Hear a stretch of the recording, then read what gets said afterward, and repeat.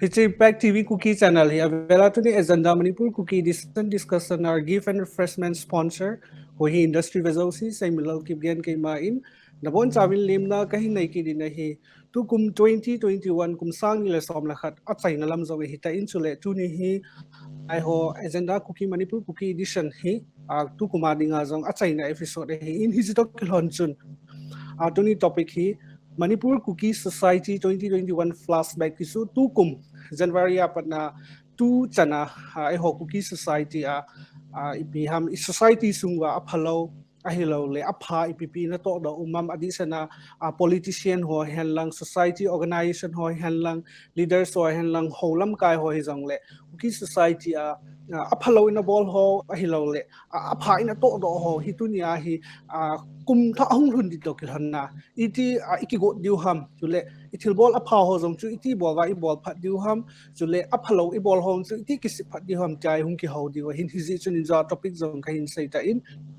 Manipur Kuki Society 2021 flashback hi in chule tunia ho discussion ara panelist online zoom hung za ho chu ama sa pening kin ta la hi nei kating ama sa penin jam ta Reverend Loy, Youth Secretary KBC Convention Amazon, Lim Nai Vin, Jule, Pu Pastor KHAILAM KHONGSAI, Pastor KHONGSAI VENG, KCC SYNOD Manipur Amazon, Lim Nai Vin, Jule, Pu Pastor SEIKHOGIN HAOKIP,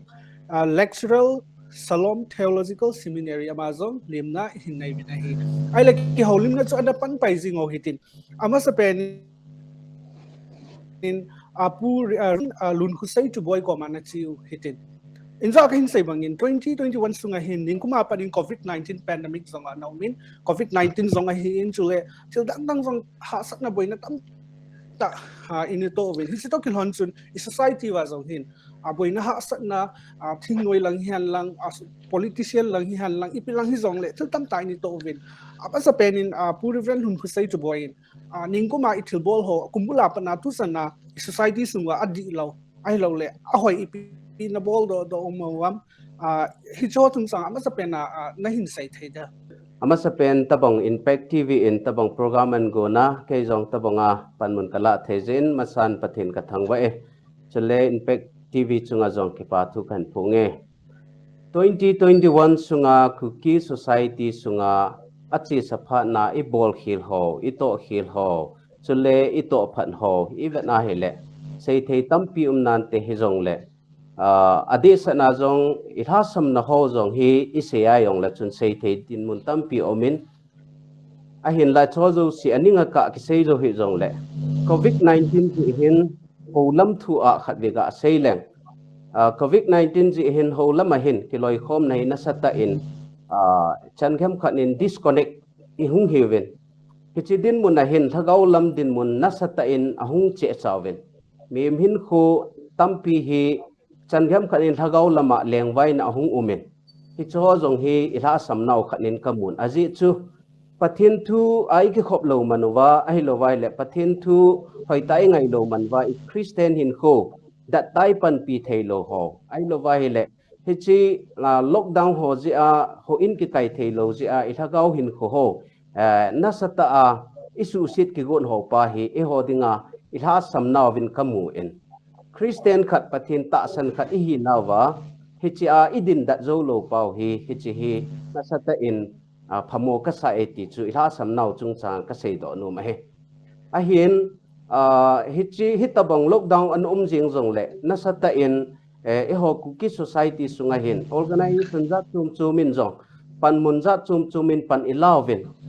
nasata in ipiham Samaritan ti chu thilpha bol na lama hin chan gem khanin pan in la win cho hi ka vet ai le ikingai lu naw ik khutu naw chong le piham ipan la ho hi impact ale ne ti hi ka sei do no min he ye chun thagau lam hin khu awang hin ho in kai lo ji in ila sam pi win Christian hin ko ita san naw hi ila sam pi we a hi wangin alang khat na hin kiloi khom na khat a hi do le nam khan hin a hin kilung si na kingai lut na khat wang su inei ve ti jong hi ka sei do no min hi adang sei the jong le he te ni chu ka ga ta lang no min hi Thì pom hay na COVID-19 pandemic zong le is COVID-19 pandemic za hin thil pha bol na lam ilo le society khan tong na ding lam ilo le khat khat ngai lu na lam a hin la o hi ti zu comment na hin a hoi le jing a le trin pu pastor el khailam khungsai veng pastor komang ching kating a hi le pu nang lungel da na 2021 sunga hi tu a hi election zong anai ta in na election zong hung nai ta in Kuki society ai ho COVID 2022 a hi election in ai win icha zong hi pan ila dan ho hi EPT na gelam iti ki wo no ngai ham chule hi chi election hi ting lai ho society a hin thil hi EPT de ha positive lang lo negative lang a zong a ha chi jing masang lai election involve adi lo ho to hum ding election a hi hagau to Christian khat hi na iti panila ngai ham chule masang ai na bo ho zong adi lo ma zong le I think in say zing of it na si media platform hi zin chai na lungya cham chan hi kaki pe masa penin si impact TV bezo sila Kuki nammi pite zo si Christmas an ki chai ta yang le Christmas salam na bon win kahin bolo win so le tu nya impact TV ta bang tok suanin ko ji win jong impact TV te chunga yang ki pa na kan phongin so le en korpan thudo na hin nei bang chun 2022 general election na iba na hil tun jong chi hui nen hemun tin hi Manipur pumpi hi azab lengen atam zon phai sung de dunga Christmas mahong chun Christmas program lai ta dunga phai sunga cheng intending candidate ho amun tin chunova vote nei piwin tia thang sap mo hi ame chu thu chu ma hi in to emi Kuki society sunga achi soai na bol khelo chule mabana EPT ki got nei do ham ti pa hi longyal ngai to chu mi hengin chum che ki nei yong le ke ma mu do la hin tu chung hi positive impact hi ka ha mu zoen aji chu in su khiel ho het na chin en tha samju ti ding ham ai lo le I bol khelo ti ding ham thil tam ta in su khiel ho hin tu hin I hwa ding in pu gi len ta malam hin kho ve hin ai thot pi ing wen chial hang pia nu nau chapang neu che ge in he thei taw wen I chin khobi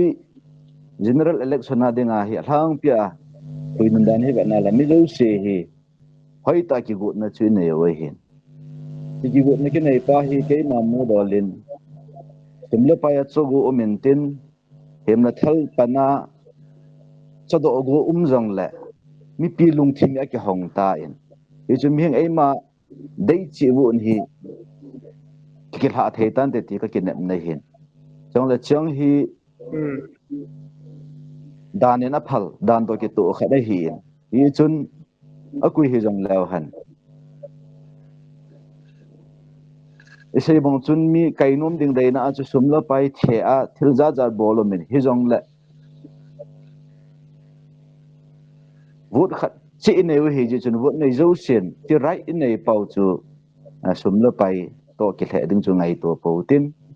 chili gam nam wa thu sei thei ding parliament na holim thei ding defense a bol thei diu ibui nau solution pu do thei ding he na chi na nei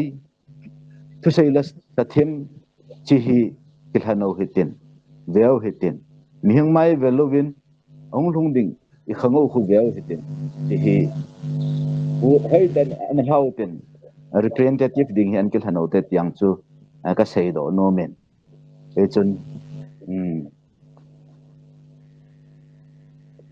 ka sei ma bangin chi the thue kizanai ki khel na mi zo sen in o te kel hanin ke ma mu dolen wang ki khel na len ta hi positive impact thong thong en te ti ka ken na ki pom he zing in na ki khel na tam ta chai in haulam mazong ichan ge ham kana register kito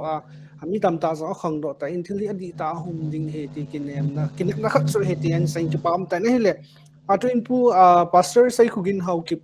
lecturer SALOM THEOLOGICAL SEMINARY ama ko man ching kating ho Bible alui chang si sumang gamai tai be na tha hi tai to kin hana alui chang si sung ta bang ma no ma tai atha i ta bang bang up society sung wai panila de we tam is lai chung ama sa pen alui ho zong neu khat a phalo society sung wa an ata hi tha hong gi pang hi iti ready hi de ham chin ai comment chang chan hin pi thai da ki pa me angkol pan phan in paging ka pain chikle impact tv te chuan ken ki pa thu kan se na he the question chu ka sei num ta ke man kalunga ka ge ka sei num ta question kan den don ka chi pai ai bi te hi alui tile lel ha de hi tam nei ma ma jing win na haulanga politics langa society langa hi ai mi society ki se ala aphaum lo hi na aphaum lo ki te na hi le e ho hi a chi khantal te hi win a kin te hi win a ki that te hi win so yo si chu tu chan ge hi min Kuki society image and getting a image te ka khana chung noi mi group za ne wa som thum lang ne win phung khai chung noi mi phu do win election in voting wa le mi pina dei ki han thelo mi pina dei ki han thang thelo sum nei pa le chung noi mi nei pa cha election kai ke na ale social organization ti ale phung min organization put ki do win nam pi wa tu chan ge hi idam na lo hi phang ta hai division nei ki khantal na pa ai chi in na naw lim pi na hi ye chu hi chi pa hi alui chang si lemang ding la hi as a Kuki nation as a Kuki pum pi hu dinga hi tu la hi pem ecumenical outlook elawale pi ham broad mind nei pha hi ta na ba nu li si hi ati hian tai ya chu holang a jong chu kiloi khom na pathin ho ki tup daring chun KBC KCC elawal EC jong le i ho pathin tha kha kina na deng hi pon pathin ho ki tup na i leo he ka ti ke ya ji holang a jong ecumenical outlook ni ding ho ke ki the na elawal ki khal kha ti ka ki mudana nang KCC KBC ti na lo di aban le ti noi mi ho jong group tam pi hi win aki thu khom wa le ta ha nai ha de na ei le ho na go ho sa hi ha to yu cho amo group khale ni khat po hi wa khu banga powerful wa le yo group ho CCM ki tu khoma with one aim with one objective nga na to wa le chen nam pia de nga chu amo cha hat ma ma de na cho alui chang si mangam ni tele Kuki nation na nga chu ji khan tan ho he hi jing na khan la khat ki ka ki ba na ki tu khom thei lo na e pi ham chil neu ne wa ki khan nai sim pa hi le tha ta hu te ti atha hi tingale tun ezon reverend punjang pasal punjan se khowe election di kun se khowe election di hi to hi election hi kin Kuki te adinga he coronavirus sa ki chat jo he ta ka se ji mi ko mai ipijinam tile covid na thi hi mi ki tam lo he ba election na hi mi ja hu thi ham ji ka ki chat ahin na hi chi pa hi ipiti lama ki khianai pu lo de hom ta le tun ezon kamasan se pan pasal pun se mi piang lung ke hong hi tan mi piang open hi ta apana apa hi ya hi ipiham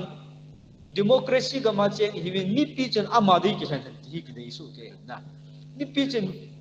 vote nei pa chen anu nu pi thei han ti pa hi ki dei hi khowe election teng la hi thea le ke Mizoram ma kumsagi lang kanongi Mizoram tena bolo kho awai chu pi ham tile election ting le church hi hobung lang kai ho hin government elola social organization appeal opposite na chichu pi ham tele peaceful election the ne nga mi aman adei de akil han the ne ki pa hi campaign chi ju hin hichla Mizoram ma hi thil hoi ta kha chu pi ham tele family khata yo hi apan achunga pi anun achunga pi achate achunga ki chu ama di candidate an yo hin na hichi pa hi ho i society wa iti la hung hung de ham na tu chu election na hin hung hung the lo wa chu ki de le jin hi ye chun atha ichi pi de chu election na agin chi pi taw te democracy ga ma cheng hi win i dei ke na no hi ten koi kai na la kho poi na ama wang se mi pi na dei ke na hichla in sum na pai e lo wa le thing noi tha ho hi I gamo dam lo na inamo dam lo na hi chi a hi pe ni ti ka sei no me aban le holang a jang ka sei ma ecumenical outlook nei pha hi ta khalakhat ki accept tua nei se chungai ti chanui chen ki hello hin na i chen khom sungwa min kuki tu ti la hen kilung to te a min het du pa hi chi hi ki dei pi ni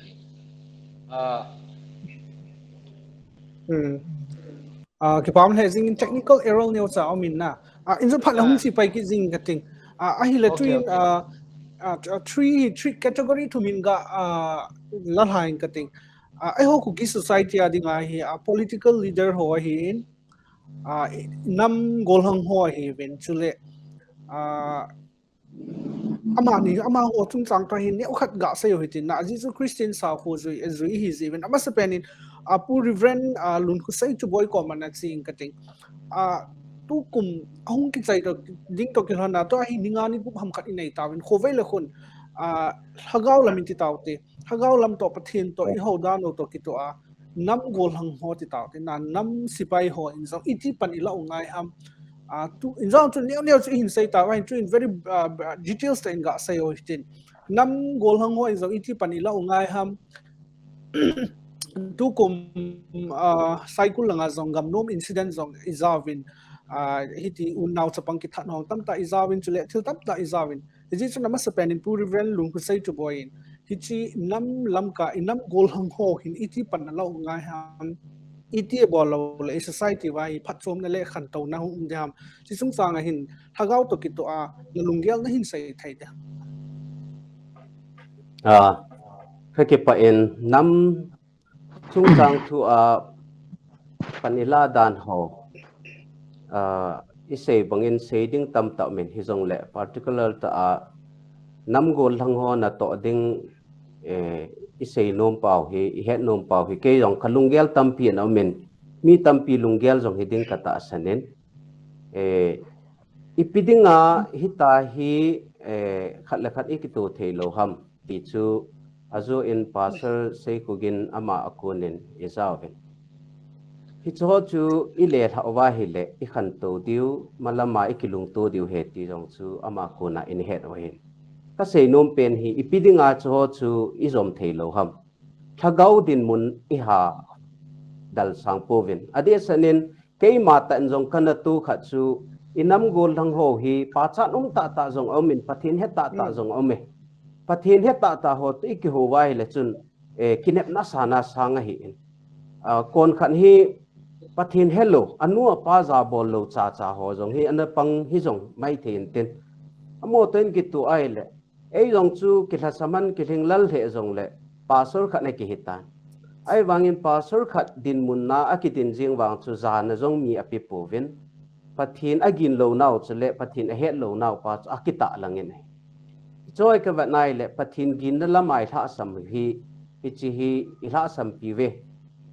ina to naw wa jong ila sam pi ve ti ka sei do no min hi pathin he lo ji win ki eng sit na tamin eng sit na ji chun party za chum aki phut do be en khata lit ding jong inum povin ai lo wai le khat vai hom na nu ya thunun ding jong aki num po in lam kai ding aki ki chu in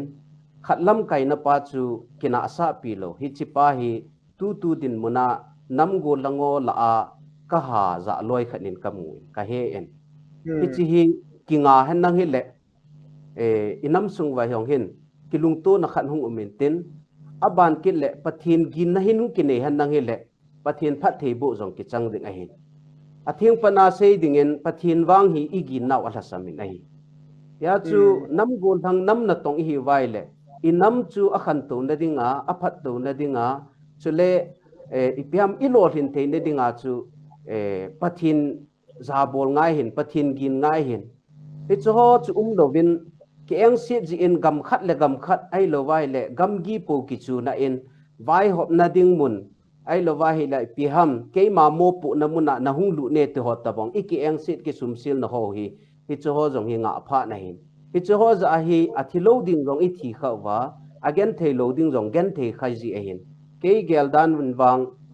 nam na I to ngal wa nam gol hangai ki pi wa ti san phal nga mai ki pi do wai le khaye nam minin pathin do mu tin pathin no ya chun ho zo se hin pan ki la kho man nang ile inam sung wa nu naw chapang ho ge in jong in support thei di wa hin tu hin inam gol hangi til akilung mung po in akiki cha en nam si pai ho hunge tile ami azam aumen mi dang ho chu inam si pai hunge tile tui khat be so pi ding ago na hin yo a chu nam go lang ho hunge tile ai na ki sel loi gam mang zun loi tam pi kyo ma hin au sa upa hi han lang ami pi koi kian nang a ho na tong kian nang a koi ki jong le hi chi din mun na ki ding ta na hi le hi chi ji hin nam go lang na tong ho hi support ki pi thei ta lo hi ye chun akibol thei dinga hele nam gol dang ho hin pathin za pumin aza diu lom ho jong hin zaw hen nang adi sanin jong ho na tong ho jong atha samla alhin lal chu an tong ho ku nam tan te pathin min zalin ho na tong ho jong hin zaw hen lang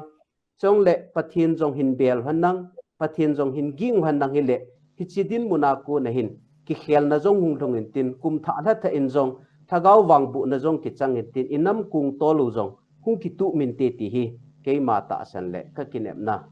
chule ipyam ka dei sa ka ga phun do hi ke pa ke pam thai na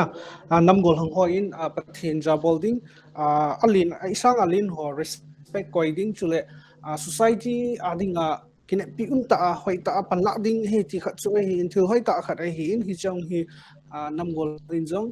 to ang ki stay ho so non in negative sense positive fine la wa hi chi suggestion ho hi tu kum hung ki chai to ki na 2022 a ko na ki khel na society wa hum thai na ding a chu in sai ho hin tin ki pam la in chule twin pu pastor L KHAILAM KHONGSAI ko man sikin in kati politician ho hi very much important hin I ho political leader ho jong hi ho athing hanga ga sai ding kangpok pi Trichanpur hi in chule cycle hi in thing hanga hin Kuki society hi politician ho jong hin iti panila ungai ham chule tukum 2021 sunga jong EP abolova society hi lo le ho nam mi te ho ki palo na ti taute hard content na bol do lo umam chule kum hung ki chai di to ki hana iti pan lo ngai am politician holding in jong chomsa lungel saikhom na ga ne we te ji chun pu pastor L KHAILAM KHONGSAI ko man ching kate politician ho chung ngai pin sai num ke pa me phanen pe ke jen si politician ho hi mi pi in ikina piula yo representative dinga isot do che hi in lan nam i sewa i society sungi seuting le ale neu kui ma hi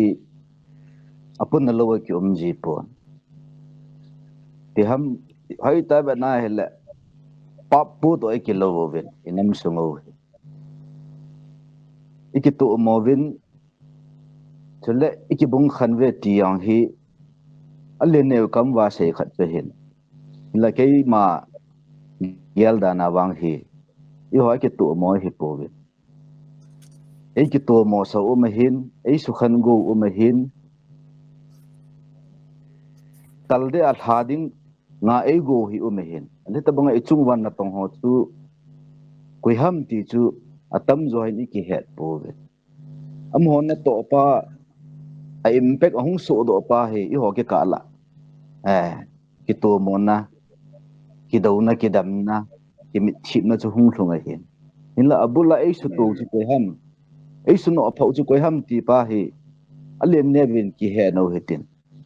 adi a cho su to ding la aputup ding a chu MLA representative fa den kil han do hin amo hin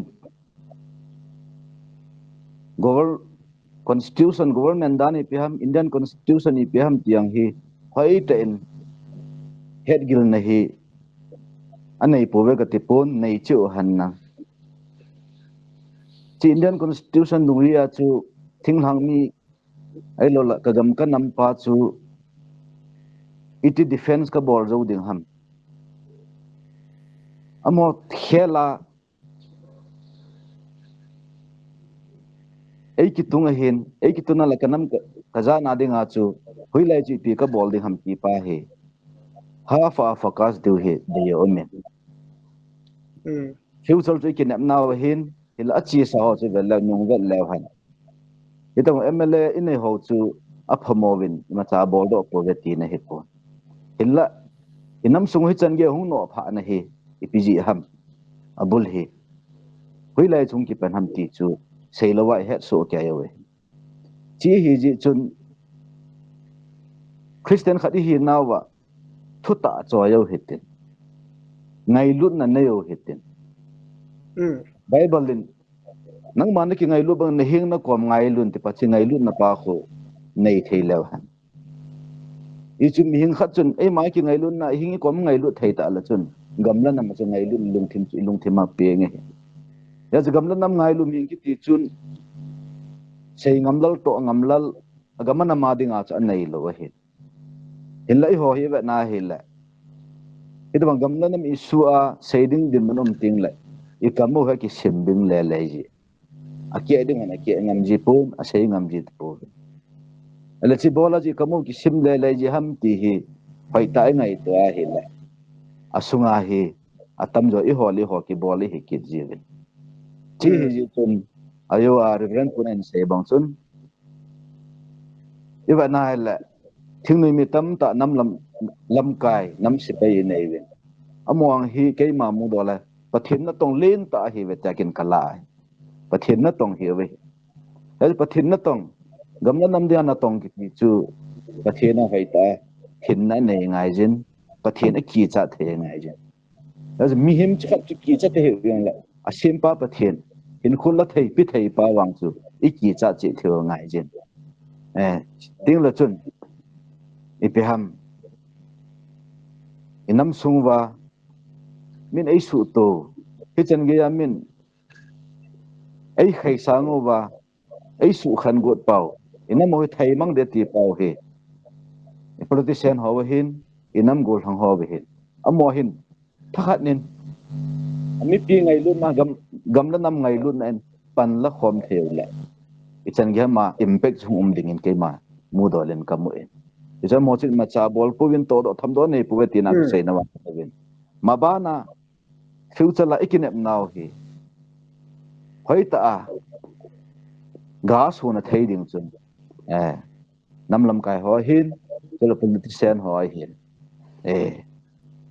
mi ikamo ki sip sa putin e man i thanei na pa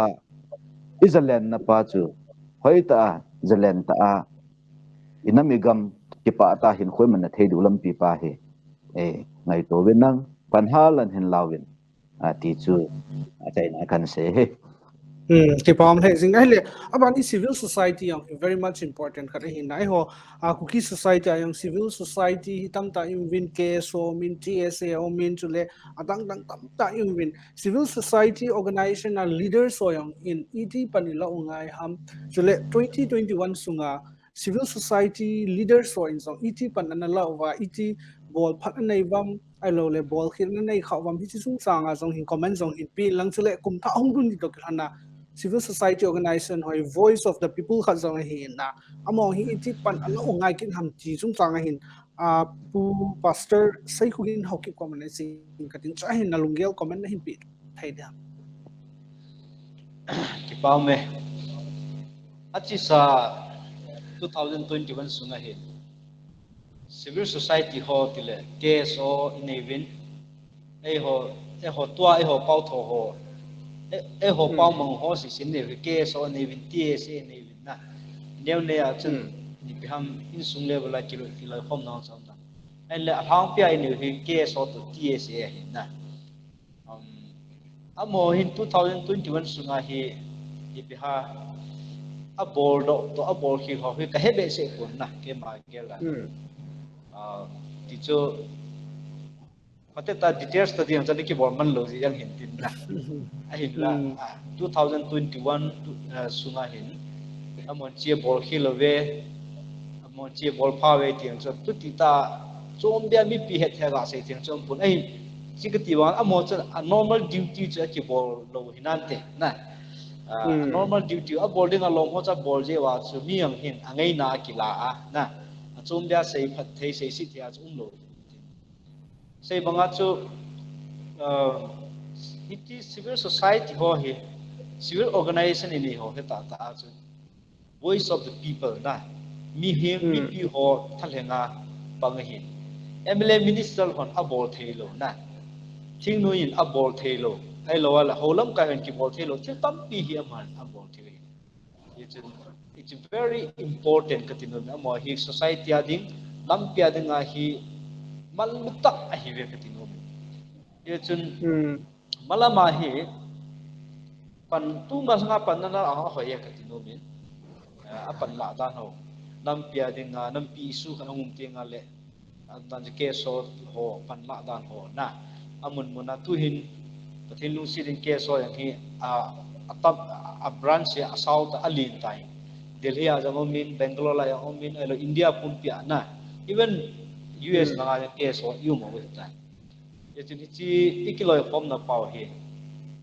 di da chu amo hin hang pil hin no mo kain sa pomo ka sa na khat ngum juin aji chu mo hi yam social issue ho se helawin pem politics langai nong ke ha kum pe se ji tong au phat na hin student organization khat na hi a duty pa a bol ham ti ka feel na khat ngum jin na it's student organization hi ho hin atam pya ki phinna body a hi de tam ti khat hin ai mi society question ka do nu phat na ya cho ki phinna din khat au ma government to ke na din kho ma le student body ho ke so ti so hin alam kai ji de le am nan chu ben bol din khat au ma le ke so ho ban bol le ki se ho ban bol le ti hung le le ara kin question ka do nam chu ichi chu student body ho student organization ho boarding mo ha student organization khat hiya le chen education lam pangi focus more focus pa hi education na hi api wa ham ti hi ta gel ji na tun te ka khanin to ayang sa apol po wek na hi pon a hin la inam sungo wa hin mi ipha na diu hi adang hi education ne tun te ka ting hanga chi ta ting hanga ga cha le government school tam pi function lo me na ya whereas ke so ti se hon cho ho ipt but suya pha hi lo ham theu ko si na ai lo wa le tun am nan chu chandil langa khang baron ai le churchan pulang hing lip ki hoba ai lo le chi kangpo pilang IT ro na ai chi tinga le government school ipu hin ola na pu hin ola in school kailo headmaster pa school la omla school jang sidet uti kailo ai was government in kum khat ting le hilai primary school ham junior school ham patinga chu kum khana hi in terms of na trola sanction na kai hi cho yo si chu right a hi na banga ke man cha thia le why not ipinga yo hon Silong Delhi ju di hon ka sin na ai lawal at least ni vai cha dan thei ho jang chun a khu sunga chu class 5 bi an simbal sung tam pi se i jo hi ke so ho alor ki se hon aung hung di na hi student organization hon government to kidal the ni kidal di koi jang le ting hanga posting a school kai nu lo chu ipilo thei ham na kin chi chat ba ka se di ko ipilo thei ham headmaster khat ya school ve sui jo lo chu government ko ma he thei ham puna pu lu thei ham pathin ko ve ti jong leo khan na ai ho ai mi ho christian la yang he government oza hiya school kai lo tama ki tam so ai hela mi ki koi thwa hi cho ha ba sui theu ham na la khana chu nam pi su am nan chu mi dang to za dang ho to kin na ki boi na hom ti am ho chu pan lo wa hi thei lo na pango ai wang student body ho hin education pa a hoi the de hin thing hang adia a mi ti chen na thing hang la hin government school ho hi a hi na din banga function de hin pan hin law le ichiwang hi kadai sak pin kadai tu chan gya hi kalunga ka po na e wanga ti ha a chi bo ro lo khan na student organization in dei ho hin pan ain la di wa kadai kadai mi hong thi ham ai lawa le hilanga mi hong kin na ham ting le chen ke wang chen in pi ho na ai lawa le Kuki in pi ki ho ta ai lo le tu jang neo cha cha in pi tan pi KHONGSAI in pi la HAOKIP thung pi ki ho tam pi de cho hin mi chi na ho le issue ho hin ki ko mo han student organization ho hin education hi 70-80% be he mo hin alung le thau he education an se mo han a whole India education minister ka he poi Manipur education minister ka he poi kimu pia fight board his and bola igam so ting lang yang khan to na education he poi pai ka se mo na he ki pai to adi ta khana hin na education lampang hin 2022 hin focus habos of te su suggestion hi in a hoi le zing in ala twin pu reverend LUNKHOSEI TUBOI ko ani chi kin kating tuin house ho ga chicken ote ai ho kuki chate house ho a cheng hivin house ho khat na hin house te te hin jison house ho in zong iti pani lo ngai ham chule house ai nei ho zong hin tu kum a hi lo le a chi sa pha sunga zong iti pan na lo wa hoi lo pi umam chule kum tha hong hun di to kilo na zong house ho zong iti pan lo ngai ham sung sang hin comment sam san hin pi thai de ham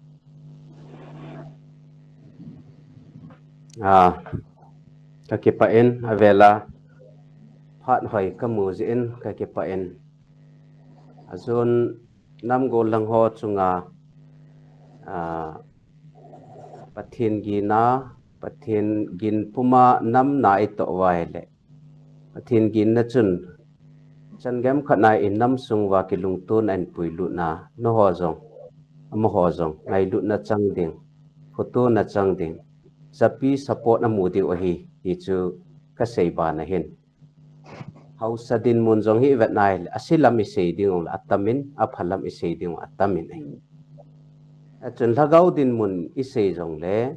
hausa thagau lam ma ki pilo be jong dim se na umin chong le thagau mi ta hausa jong tampi omin ki cho a hin aphalama sei dingin tu langhin ka vet nai le hausa jong ihung tam tawin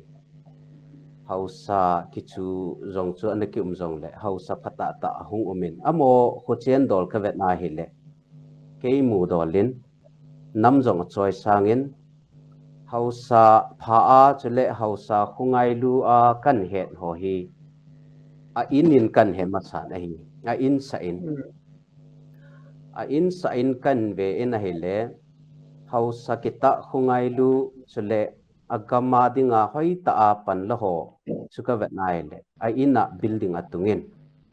a khu cheng ho alung mun sa in a ki pa pi in a khumite ala sam ho chu pathin thu atil kho the til khovin ichan gem khana abui ho jong asasa jovin thing thang gam sau ta a gari lam thun lo na muna jong hospital ai lo wai le phailang china ai lo wai le hoi lai ham kin khat jinga jong hausa ten kumite ngai lu na zalin pan ala zo jivin so tabong kho chen chu mi te la hin kamu sau ta nai le aphalanga dingen ka ki pa le jing na hi ahin alang khana ka vet nai le tu hin hausa ki ti hi ahung tam tan ila hausa loading be ho jong ahung hausa tan hu hi ahung tam tan a hi le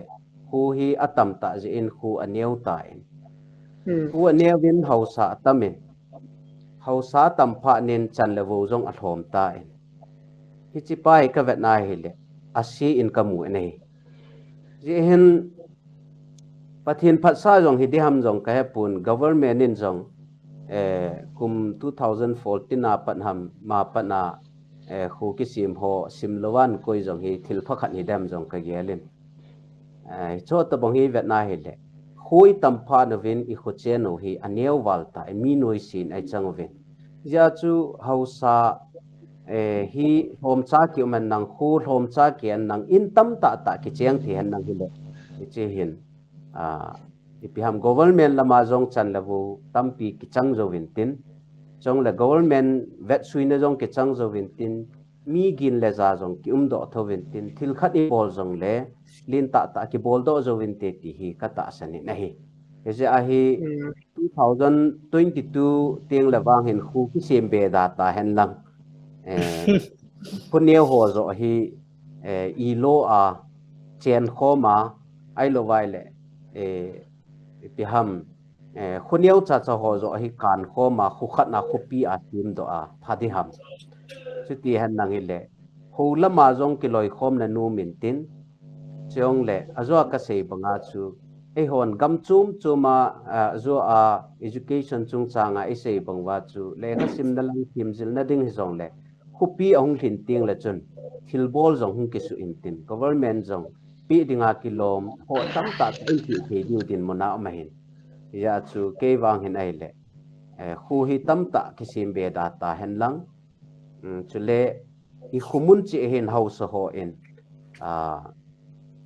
in dat dan sau hen lang phai langa in mun neo cha cha man tam ta tai chowa I khu wa bi in isa ho hi ngau hi te I khu wa hin hausa hi na in building a song song ki sa hen lang I khu mi ten jong lungmun nan ni hen lang chen dat nan ni hen lang hi le sei ngai lovin namin jong I pi ham kilung tu na khat jong kinin tin ai lo wa hi le ya thil bol do khat jong kinin thin ti ka sei do no me nai tu hin phai gam lang hin in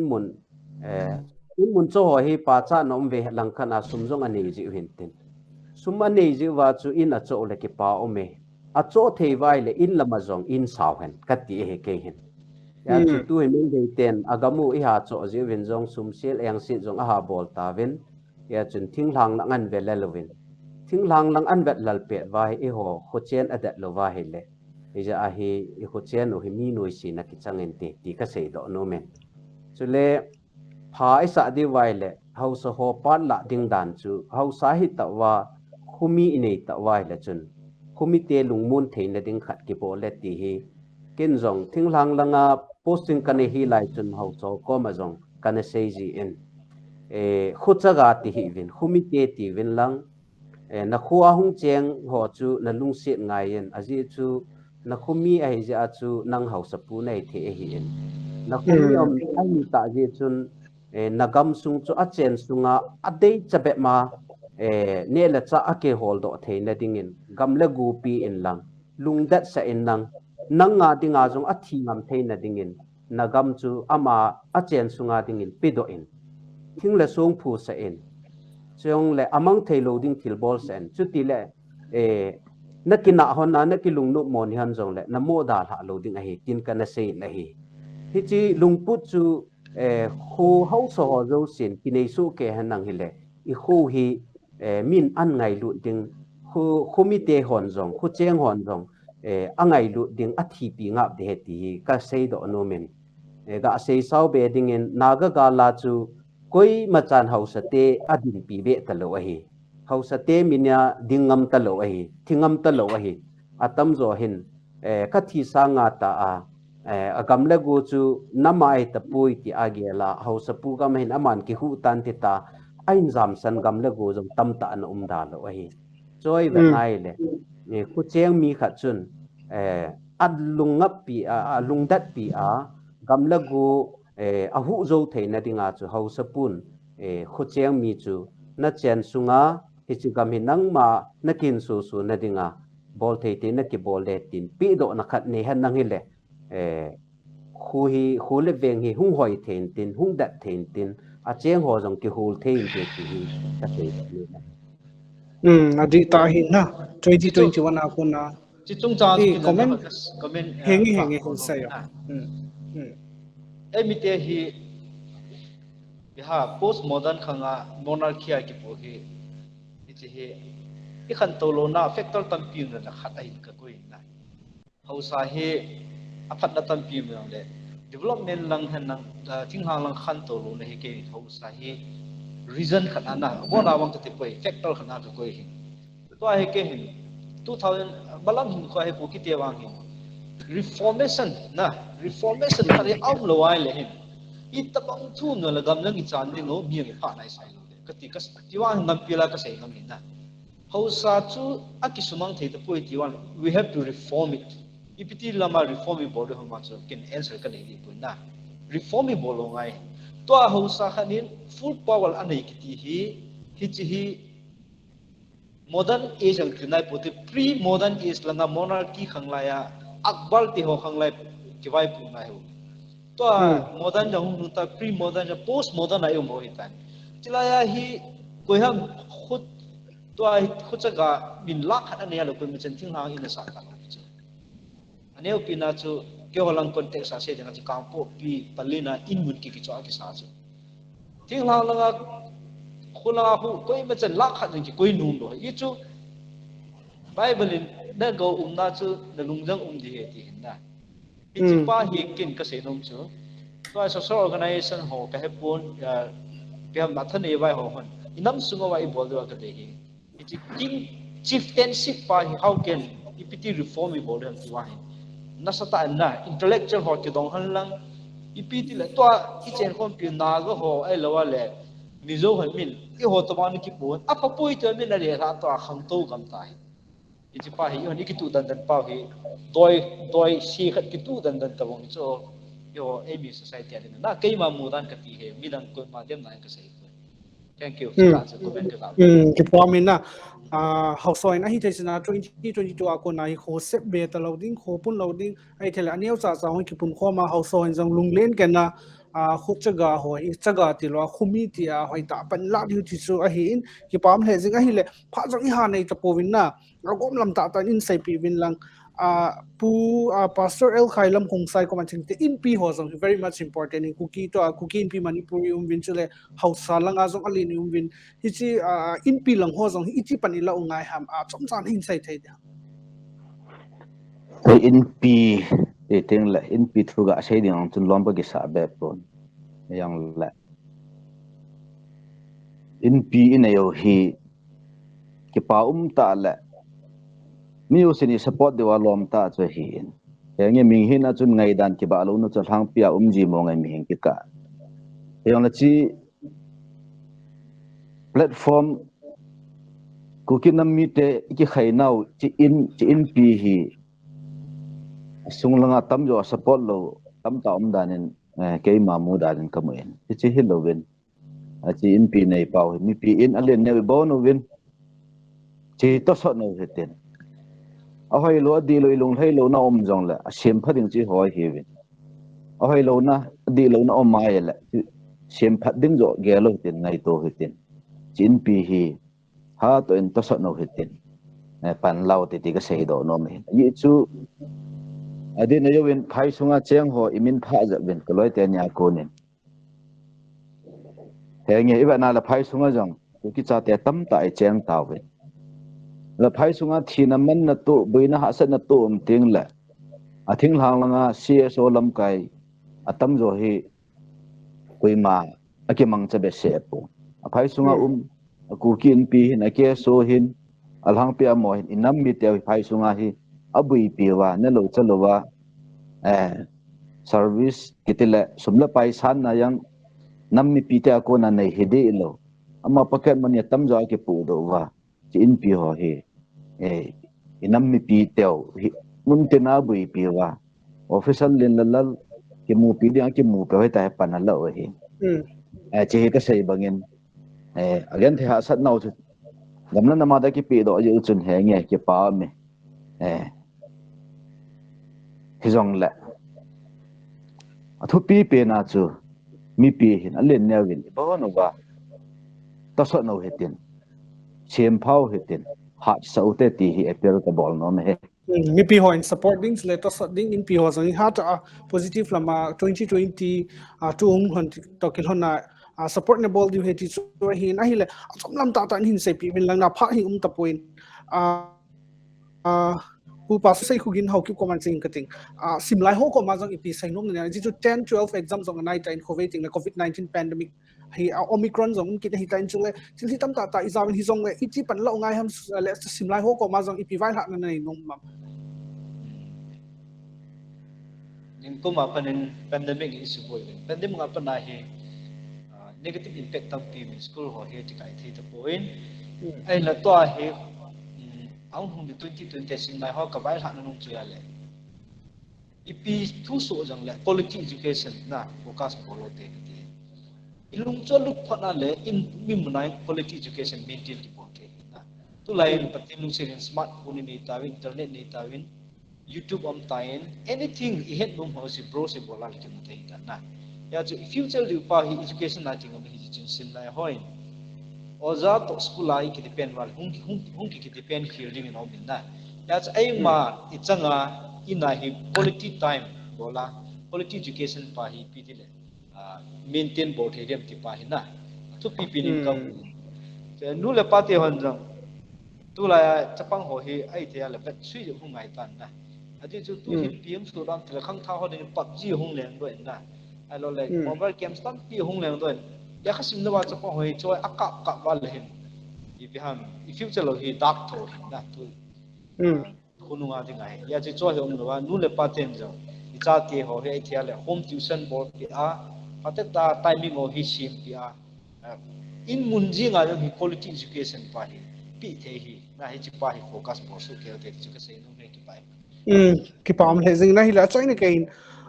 PU.REV LUNKHOSEI TUBOI command ching kating public ki taw ten ai ho Kuki society a public ni ho ko mai ta sa le lagawa 2022 hung hun to ki hana 2021 ip na ball khelo su khelam chule ta sa le lagawa iti kisipan no ngai ham iti kum tha hung hun to khana society ai ki khelna public ho ko ma ip file hana chai na pe na chom chan hin sai pi thai dio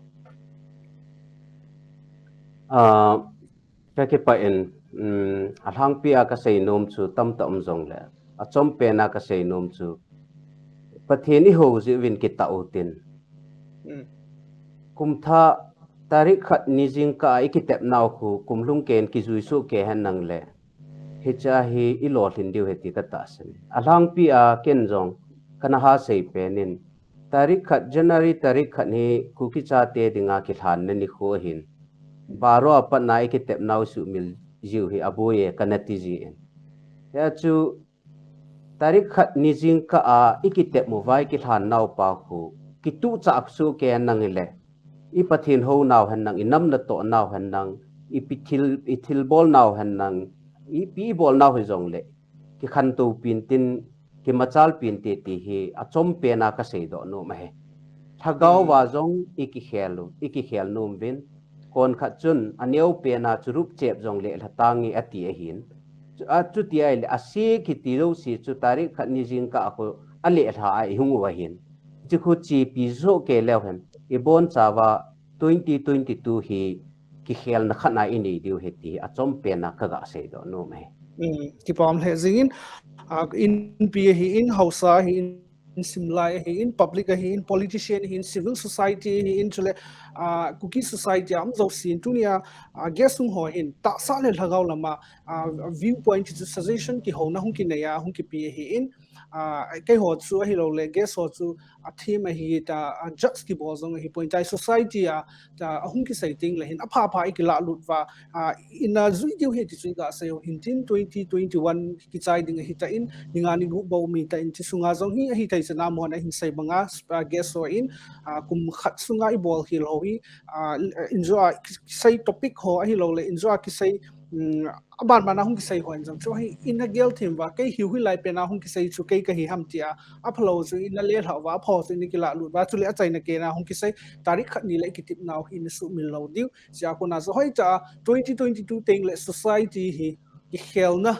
politics lang han lang civil society han lang mi pi hoi zong le hoi ta ki khel na hung di he ti su tunia agenda Manipur Kuki discussion ara hin sayo hi in tin ki pam le zin tunia panel hung thum ho zong na chung che wa core committee chule producer pa thalengin ki pa tu kain phongin chule impact tv Kuki channel vezo si chule tunia panel hung thum ho panel online a za ho zo si zong na bon chawin new year wish jong ka hin bolin kum tha hung hin di to kil hanin hoi ta in ki go hitin hoi ta in I society in nam sung gam sung wa ding in I pan la na wa hoi ta in pan na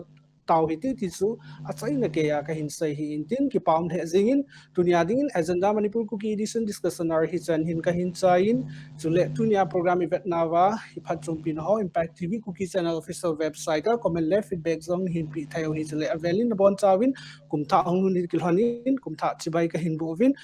khove ding zong le 2022 agenda Manipur hian la dang hi zong le program ho zong hoi ta ichil ha theina ding win tunia pastor ho ne hi win panelist a hung